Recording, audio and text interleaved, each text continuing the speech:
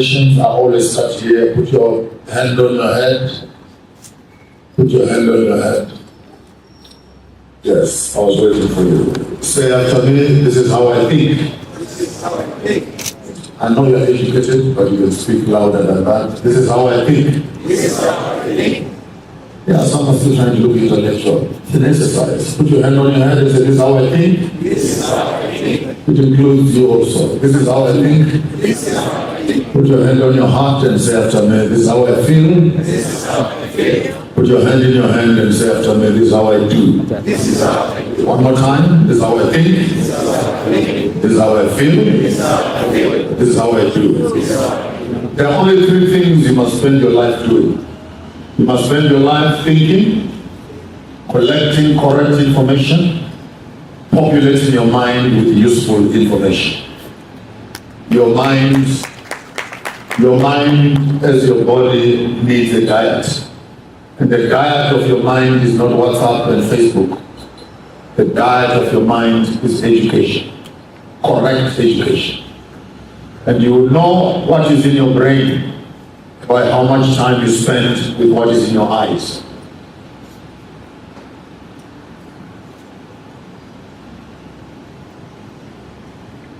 When the lights are off, keep the door closed. Darkness is a way of escaping through your teeth. Inform your brain, then open your mind to speak. Know and speak. Apologies are a lifestyle of the foolish, who do first and then think later. Those who have thought through it first before they say it and do it can justify why they did it. Improve the quality of your education.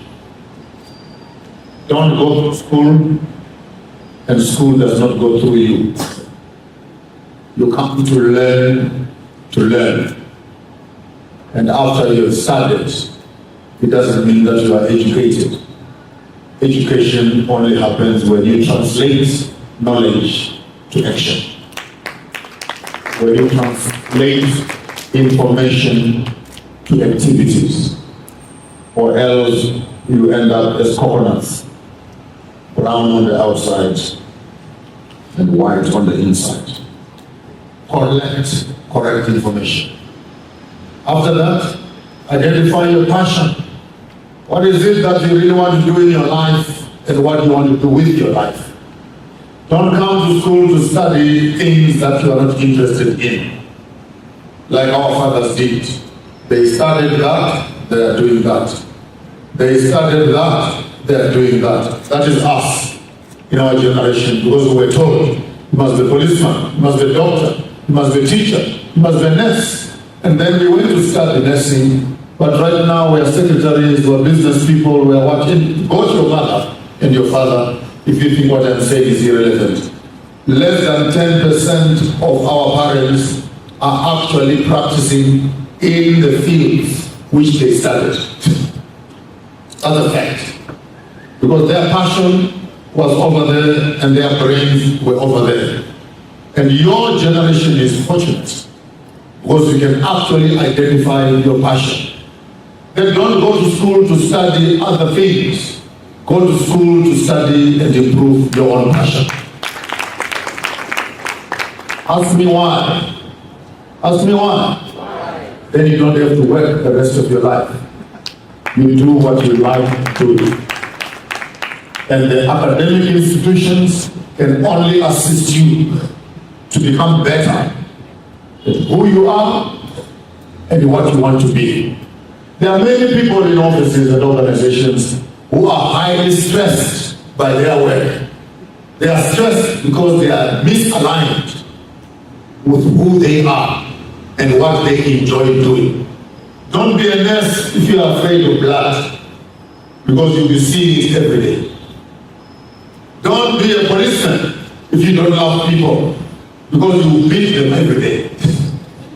Don't be a politician if you don't love developing a country, because you end up putting the economy of the country in your pocket.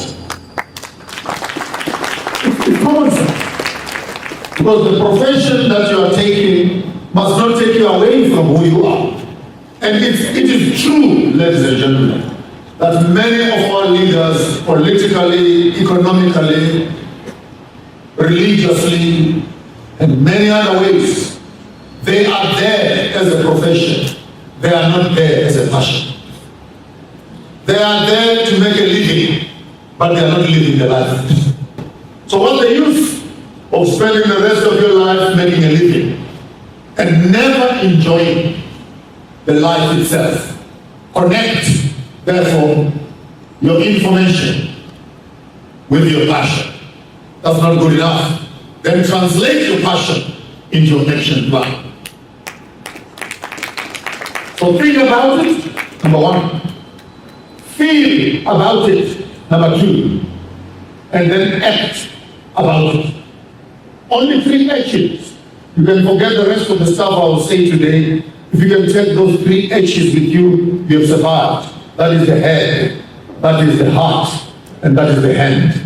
That is the head, that is the heart, that is the hand. And you as a student must identify, where is my head? Information. Where is my heart? Passion. Where is my hand? Action. So you don't spend 4 years studying here and you go out of here with a CV looking for employment. Then your education is useless. Now, you didn't grasp it, so I will say it slowly. If the day you graduate here, you write a CV, you are uneducated. It simply means you've collected information, but that information is not towards your transformation. So I want to give you a model of education. Proper model of, please put it down. And Madam Secretary, can I do something that is irregular? Can I move you from there to there? And I move here. Because, and Judge, can I move you there? And I move the principal here. I want to address these 2 people very intentionally, because what I'm going to say will transform and change the face of this institution. If we are going to build institutions that will transform the future, they cannot be in the model of the colonial system that has destroyed us. So hear me very well, Honorable Secretary. You're going to take notes, but I'm happy that they are also recording. After I'm done talking here, the 2 of you are going to sit in a room and revise this video and translate this video into a business plan. 2, 3, 4 years from now, when students come to this institution, they cannot find it the same way that I found it today. So here we go. Put on your thinking caps together. Before students come here to study, number 1, they need to present a business case. Before a student is enrolled, they need to present a business case. What is a business case? A student must take off their shoes, go back to their village, go back to their compound, go back to their countryside, go back to their town, and walk the streets of their own environment for weeks on end, identifying the problems that are in that community. Follow carefully. So before you even study, you must ask the student, why are you here? And what are you looking for? The student must come to the classroom with a full identity of the issues that the community is involved in. That's a business case. Then we accept you, we enroll you into the classroom to find ways of identifying the problem and also solving that problem. Your study, therefore, is a process that must assist you to solve the problem which you have identified. Do you understand? Yeah. You don't come here, I want to study IT. I want to study IT. For what? For who? For the why. If that problem is not in your community, the question is, where are you going to work? And how is your information and knowledge going to transform your community? So point number one, I want every student who comes here, they must have a business case, and on their graduation, we as an institution will call back that document and say 4 years ago, you came with this problem. Now go out there and solve the problem. Now take it through the process. So after identifying the problem, then your lecturers and your professors must assist you for the next 3 years, for the next 4 years to solve that problem. All your research papers, all your studies must be case studies that are related to the problem that you want to solve. You soak your mind in your issue for 4 years.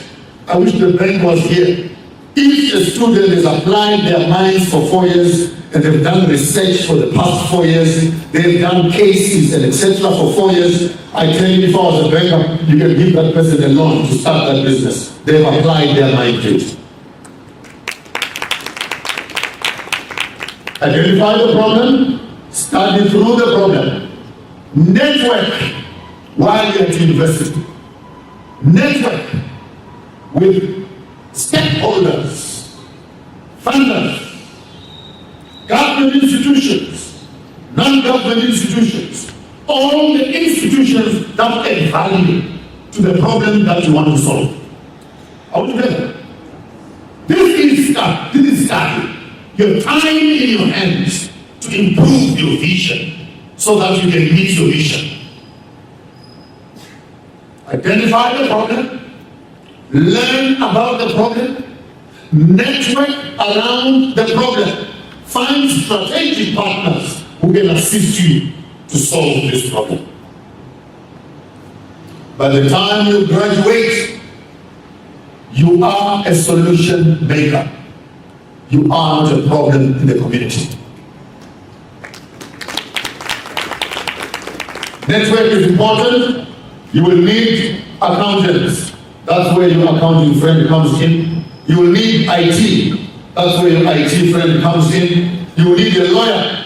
That's where your lawyer friend comes in. You will need a producer, your manufacturer, your suppliers, and all these people are now coming to assist you to solve your problem. I'll give you a philosophical principle right there, which I use in my institution of Farmers of Thought, and it's called the whole world is conspiring towards my success. You didn't hear me? The whole is all of you who are here, you are here to help me achieve my objectives. So the airport at Kampala, at Interpre, was built for me so that I can travel. Mercedes-Benz is manufacturing cars so that I can drive them. Those that are making aeroplanes so that I can fly.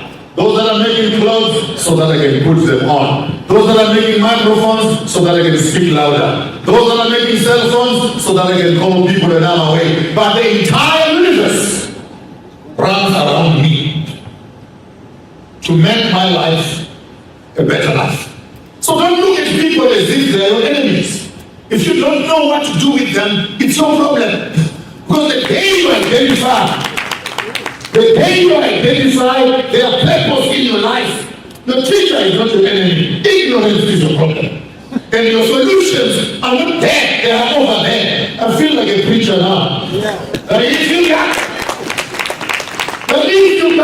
If you got problems, the omnipotent God in heaven has placed your blessings in other people.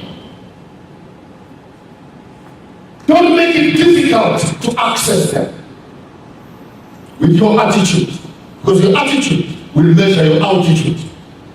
So be consistent in understanding relations, because relations are the password to support. Am I going too far? Am I going too far and too fast? Relationships are access. That's the password to accessing support. So don't have an attitude that is horrible, that you become unteachable, you become uncontrollable. You become ungovernable. You become unassistable, if there is a word like that in English. People can't assist you, not because they can't assist you, but they are difficult to assist.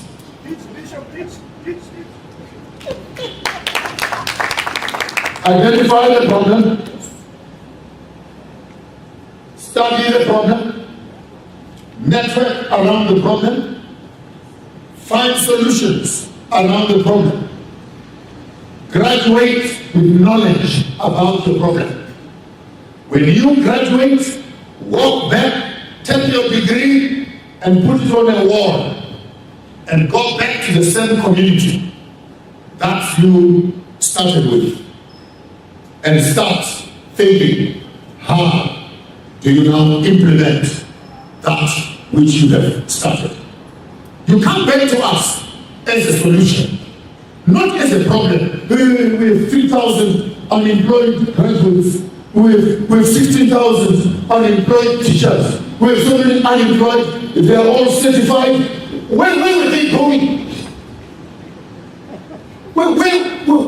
Who said we need teachers? Who said we need nurses? Because you thought, and you looked at the money and say, if I study this and this and this, then I'll make money. Then you are misaligned altogether. You are going to study something, you become a nuisance to the government and a nuisance to yourself. Education, therefore, has to do with alignment.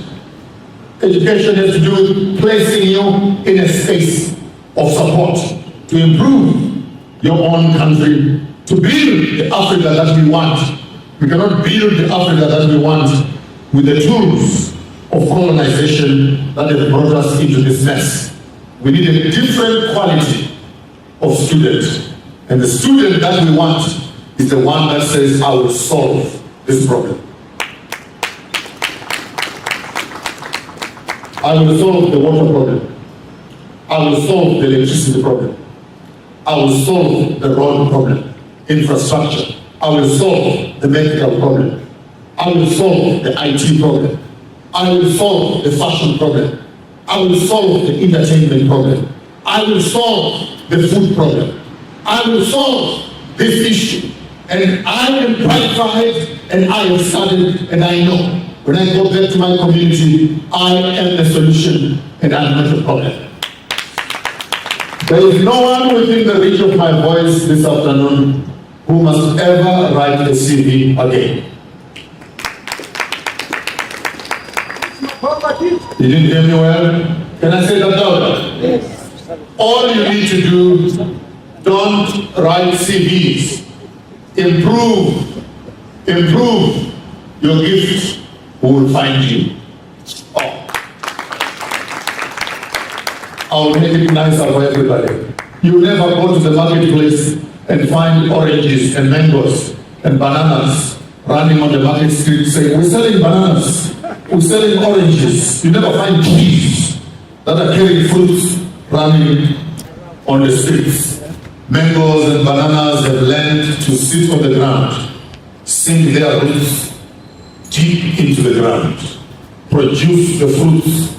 Those who want the fruits will come here. You got it? So don't run around advertising yourself. Improve what you can offer. Those who want what you have, they will come to you on your terms. And you constantly remain where you are to supply to the rest. So be focused. We say in English, the stone that rolls always develops no more, because it's always rubbing off. But the one that sits in one place is able to improve itself. I want to make a conclusion to my presentation by sharing with you the Ubuntu concept of how do we go from here. Number one, therefore, is identity. What is it? Show me your 5 fingers. Show me your 5 fingers. Finger number one. What do we call that? Let's go together. Identity. What is it? Identity. Know who you are. Where you're coming from. What are you made out of? Which country do you come from? Which tribe do you come from? Which clan do you come from? What DNA is inside you. What are you good at? Some of you in your history, you are blacksmiths, you are cobblers, you are farmers, you are warriors, you are, everything else. But when you know your ancestry, you know your DNA. Young boys and girls, never marry a woman unless you've seen their grandfather's graves. Because what killed those grandfathers will kill you also. Someone says to you, I love you, I love you. Say, thank you very much for the offer. Can we take it further? Can you take me to your parents? I just want to see the graveyards. If they tell you he died at 25, he died at 40, he died at 16, he died at 32, you know the one you are looking at. If they go to 40, you are lucky. Because these things run in the blood. Are you with me? Yes. You ask what happened here? No, the auntie got divorced. This is the child of the aunt. This one, yeah, she got divorced. This is the other child. And this one, the other aunt got divorced. And you are going to marry that girl. You better know. There's a tradition here. That these girls don't stay in their homes. They make children and dump them back home here. They say English apples don't fall far from the How loud can I say it? You study the history, you will be able to see the future. Maybe now you understand why I give myself the name. I am the watcher from the future, living with you in the present, with solutions from the past.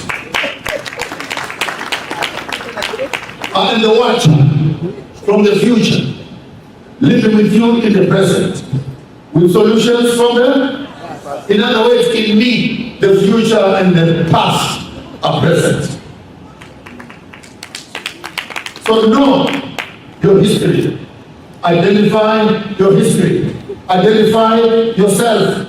Know from which tree you are cut from. What is it that makes you? What's your composition? Where are your grandfathers? Where are your grandmothers? Where are your uncles? Because when you understand this pool of people, the skills, the knowledge that they have is inherently inculcated into you. If you have a few uncles that are thieves and a few aunts that are prostitutes, then you know what to watch out for. Because the temptation is not very far from where you are. Now that's education of self. You didn't hear me? That is education of self. Because when you know your composition, you know how to deal with your strengths, and you know how to start handling your weaknesses. Hey, my grandfather was a drunkard. What do you call a drunkard? I had a word for drunkard yesterday. Mutamif. Grandfather, Kimutamif. The father, Kimutamif. You know that drunkenness is looking at you through your eyes and saying, will you belong here? And those that don't know that history have a temptation of falling back into some problems where their parents and grandparents have been captured. Number two, engage. Identify, number one. Number two, engage. What must you do? Engage. You engage. Say something, do something. Engage, connect, network with other people that are flying in the same direction in which you are going. You cannot say you want to be a soccer player and all your friends are border drivers. You are going to end up as a border driver yourself. Link around people that add value to yourselves. How do you know that you don't have friends? You are stuck in the process. Your wallet is stolen and your phone is lost. And you have two people that you must call. And if you can't find those two people that you can call, then you don't have friends at all. How many times have you said on your phone and you're in trouble? And you are scrolling like this. And you're trying to find that person that can help you. And every person that you go past, delete. Delete. I would rather have a cell phone that is 5 numbers. And those 5 numbers, I know. One of them is my mother. Mommy, I'm in trouble. What am I going to do about it? She can help me. The next one could be my father. Dad, I'm in trouble. The other one is my cousin or my brother. And the person I can ask something from, and I don't need to explain for what and for why. Because I know there's my interest at heart. So don't populate your phone with 3,000 contacts. And those contacts are worth nothing.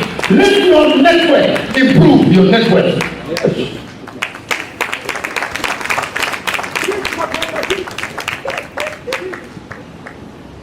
Identify. Number 2, engage.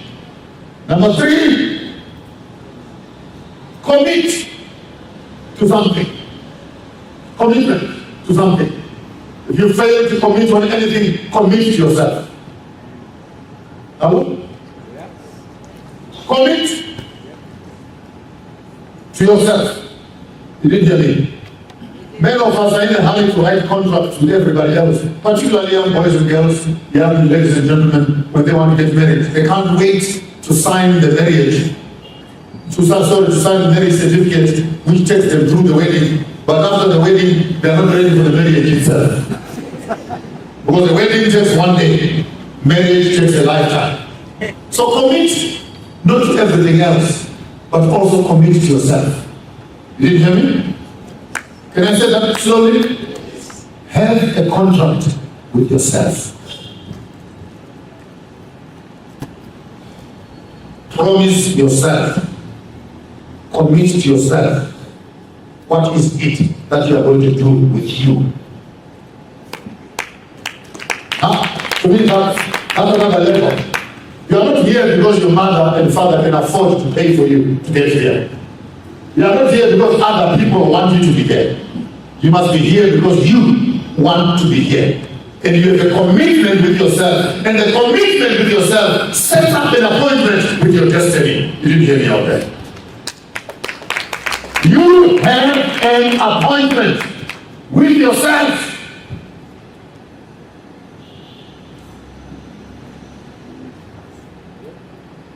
With yourself, not with your husband or wife or parents. You have an appointment with yourself at the age of 50, with yourself at the age of 70, with yourself at the age of 90. When you will look back and say, are you ready to have a conversation with the older you, when you have not spoken to the younger you? You need this young mind to meet that old person and agree with that old person in advance that I am coming there. And when I see you, I'll be ready for you. This is past your husband, past your wife, past your children, past your grandchildren. Then you can look back and say, I can close my eyes in peace. I have lived a beautiful life. And goodbye, world. I'll see you on the other side. Now that's satisfaction. People such as my vice chancellor here can look back and say, I have sent children through this institution. How many graduates every year? How many? 500. How old is the institution? 9 years. 9 years times 500. That's 2005. He can stand up and say at his death that 4,000, if you should die today, you should say, I'm ready. 5,000 lives out there have gone through my hands. How many homes have I built? How many careers have I built? How many houses have I built? How many cars have I built? How many parliamentarians have I produced? How many offices that and that? How much money is 5,000 people generating into the economy of Uganda right now? If I was him, if death looks at you today and say, let's go, you are ready to go. You see, those that have not yet achieved are afraid of death. I'm ever ready. Because they think that I will. And before they will, they're 8 years old and they still say, I will. I wish I was the prayer of a fool. Those that have understood principles of life, you should be ready at any day. if the undertaker comes to your house and says, Chief, we want to take you, you must take the undertaker and say, I'm ready. I was waiting for you last week. What took you so long? Because life is about satisfaction. Identify. Number 2, engage. Number 3, Commit. what is it? Commit. Commit to something. Get yourself committed to something and commit to those things that are valuable, that get transformed. Number 4, align. What must you do? Align. One more time. Align. Align. Alignment speaks of connecting with those things, those paths, those skills, those bloods, the direction in which you want to move towards. So it's not just good to identify and say, you need to align yourself and strategically position yourself for effectiveness. We will be foolish as your leaders and elders not to tell you, and this is what you're going to do also.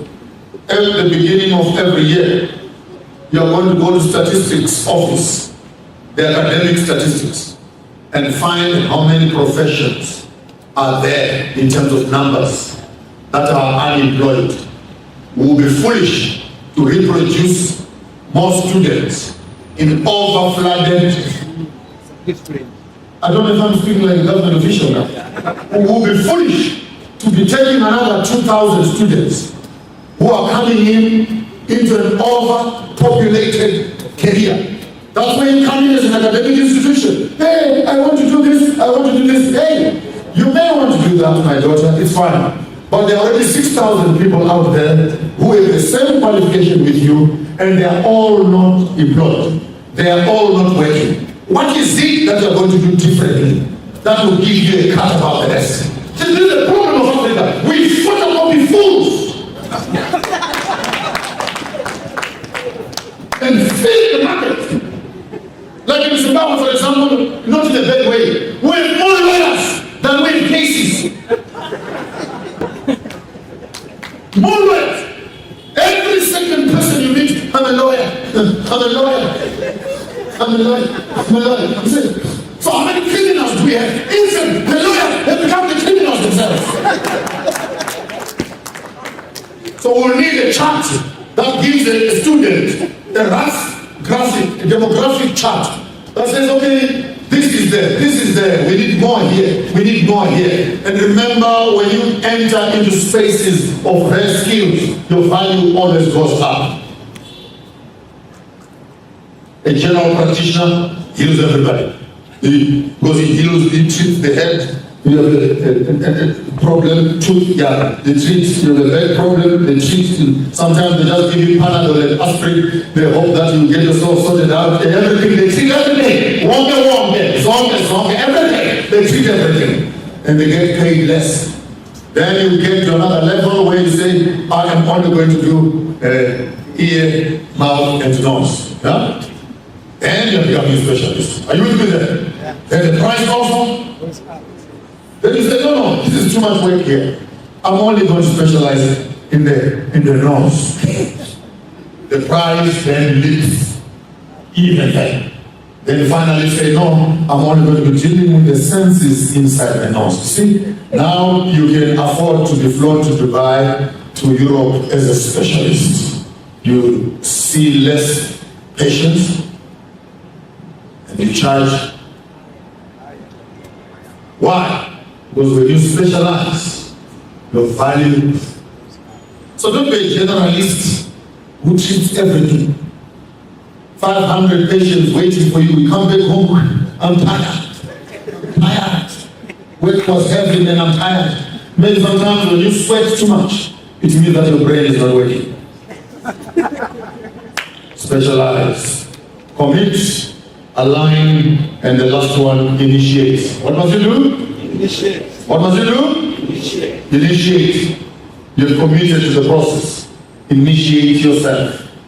Discipline yourself on a path that you are going to run through. I'm sorry to say this to everybody. Unfortunately, many of us are initiated into churches. We don't even know where heaven is. But we want to go there so badly. Even the one talking about heaven does not know also where it is. And he's selling this thing that is hanging in the air. Hear me as a good preacher. If God wanted us in heaven, then why did he create us on earth? Now it's a big business to kill us and resurrect us and transport us and bring us back again to earth. No. We are here for now. Where are we? Here. Where are we? Here. The passage I will leave with you. Occupy till I come. What does it do? Occupy till I come. Find levels of commitment. Find levels of engagement. Find time to align. This is how I want you to think. This is how I want you to feel. This is how I want you to do it. I thank you.